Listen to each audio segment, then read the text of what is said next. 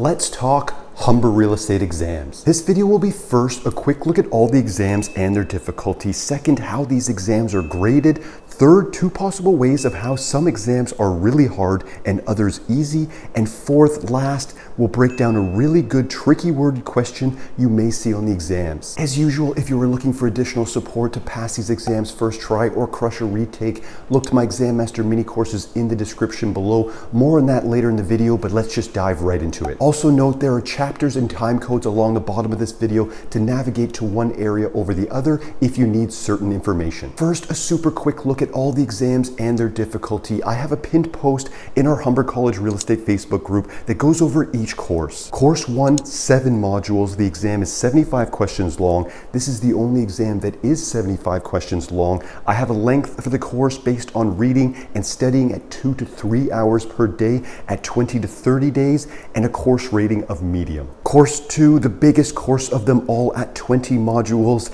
and that is the beast back there in this slide. Its name, it is the beast as the biggest. 115 question exam, length of 45 to 70 days, and a course rating of hard. Course 3, we are nicely back down to 9 modules. It is a 115 question exam as well, length 30 to 45 days, and a course rating of medium to hard. The variance of the degree of difficulty you get on an exam will actually touch on third on the list of this video. From here, we move in order to simulation session 1. No modules here, but you will get a workbook. For this, you will be participating in a week-long or weekend Zoom session. It is also offered in person, so I've heard. I'm not too sure of the availability, but it will be yourself and 20 to 25 other students participating in this, accompanied by 2 facilitators. That 5-day length is just that, from 9 to 5, with your exam either on the last day or the day after your last day. Like mentioned, it's week-long or weekend. If you do have a full-time job right now and you can't take the week off, you will participate in the weekend sessions, no problem there. The exam is now down to 50 questions. They are longer worded, different styled questions that you haven't seen yet until this point, and I put the course rating at medium. After that is course 4. You are now into commercial real estate to close it out. It is the last 115 question exam.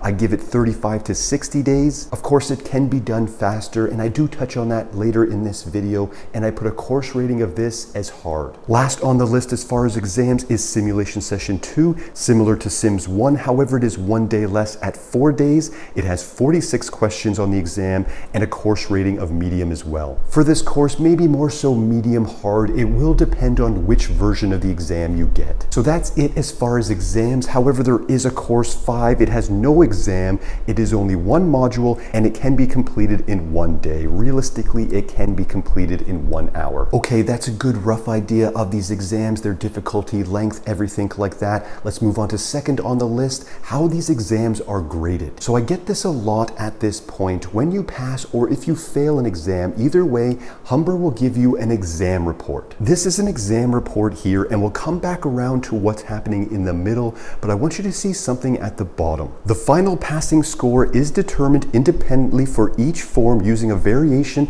of the Angoff standard setting procedure. So a variation of this Angoff standard setting procedure of this system can actually be a weighted system, meaning that one question on an exam could be worth 0.8 of a mark and another question, for example, worth 1.2. This is why I will see questions like this come up in our Humber College Real Estate Facebook group asking how it's possible to receive a mark of 89% on an exam with exactly 50 questions. Of course, if every question was weighted equally, getting 89% would be impossible, as on a 50 question exam, every mark would be worth 2, making up that full 100%. So it is a weighted system. However, this does not matter. If you are on the exam, just consider every question, every answer to be worth 1 mark. There's no point wasting any brain power here. Okay, so before we get into third on the list of how they keep an acceptable fail rate for these exams, let's talk the rest of this Humber exam report. This is from a student that sent this to me and also said, Callum, I only got 22 questions wrong, meaning they thought everything along this right-hand side here was a question they got wrong. I only got 22 questions wrong on a 115 question exam. How did I fail? Okay, so not only is it a weighted exam, which you do know now, this is not an exam exact list of the amount of questions you got wrong. If you read right here at the top, it says you answered at least one question incorrectly related to the topics covered in these lessons. Meaning here, for example, in Module 2, Understanding Commercial Construction, Lesson 10, Commercial Parking, you got at least one question wrong. It's not exact. These exam reports can unfortunately be quite vague. I always suggest having a look at them, but realistically, they're not going to help that much. A very high chance to 0% chance you will never be getting that exact same exam again. Plus, it's kind of hard to find out where in the lesson you went wrong. Humber College Real Estate started giving out these exam reports in late 2020 because a lot of students were asking for some sort of information of where they went wrong. I know a lot of students that have failed or even passed actually want to know which questions they got wrong so they can learn from it. But unfortunately, to protect the integrity of these exams, they just can't do it. I know students think otherwise. Comment below, but I do understand why they have to do this. Okay, let's move on to third on the list, 2 possible ways of how they keep an acceptable fail rate. So these are just 2 opinions of mine based on a ton of information, a ton of research, and even talking to some people that have created exams like this. But basically, the one is they can have 15 predetermined exams per course, with 2 to 4 of them being very difficult and the rest a mixture of easy to medium difficulty. Hard questions on these exams are either 1, very specific questions that you literally need to memorize detailed content to get correct, or 2, they are tricky worded questions trying to confuse you. I'll break down a tricky worded question at the end of the video, so stick around for that. And for the easier version of the questions, they most likely will have a lot of common sense to them, allowing you to navigate to the correct answer almost singularly based on the process of elimination. You will see both degrees of difficulty and anywhere between on these exams,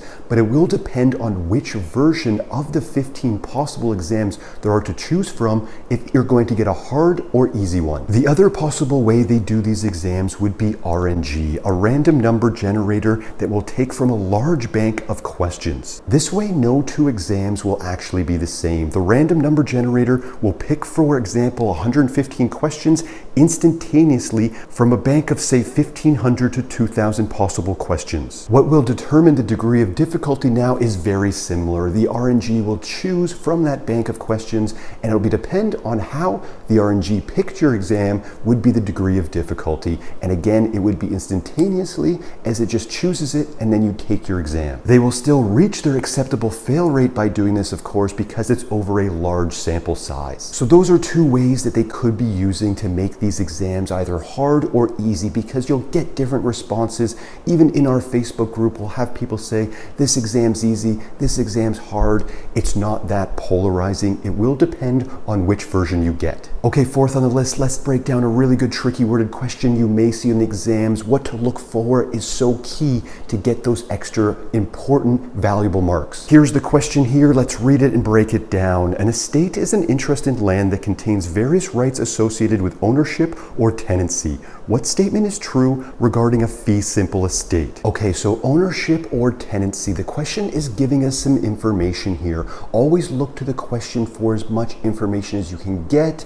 Don't get stressed over it. Just look for information from it. Off to A. The holder of such estate has the minimal amount of rights. Okay, this is incorrect. The holder of such estate, a fee simple estate, actually has the most rights. Ownership, right? Think ownership, fee simple. On to B, the fundamental difference between fee simple and leasehold estate is time, as in fee simple, ownership is for a specific amount of time, while leasehold is for an indeterminate period of time. Okay, so this is also incorrect. It is the opposite. Look for questions like this on the exam that is literally the exact opposite, right? Leasehold would be a specific amount of time as they are not owners. Over to C, the holder of such estate has the most rights and can use, sell, enter, give away, but not lease the property, as that would be a leasehold estate. So they're just trying to trick you here. Of course, a fee simple estate owner, right? Think owner. Of course, they can lease their property if they desire. Just trying to trick you, don't get confused here. Last, D, the holder of such an estate has the most rights known as the bundle of rights. However, it is subject to restrictions imposed by the government. This answer is correct, right? They're trying to trick you a little bit by saying the restrictions, but of course it is correct. You will still have some restrictions. You can't just turn your house into a 20-story condo, for instance. There are zoning laws. Let's quickly go over both in a bit of a note here, and you can screenshot this if you like. A fee simple estate is the highest estate or absolute right in real estate.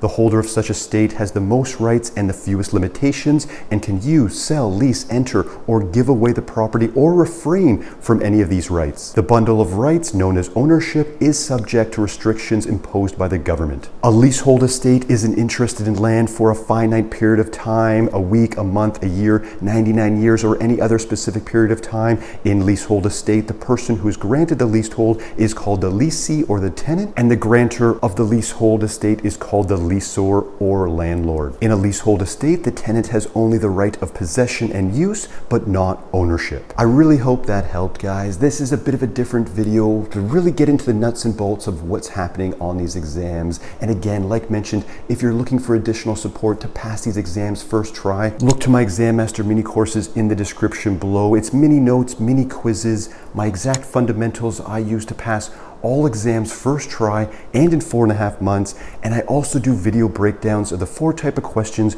you may see on the exams. Those links in the description below are also value links for the YouTube family for the time being. I've put an absolute ton of work into those Exam Master mini courses, so get them if you desire. If you have any questions at all, you can DM, email, comment on this video. I get back to everyone. My name is Callum Moore, eXp Realty Real Estate Broker here in Ontario. Thanks so much for watching, and we'll see you in the next one.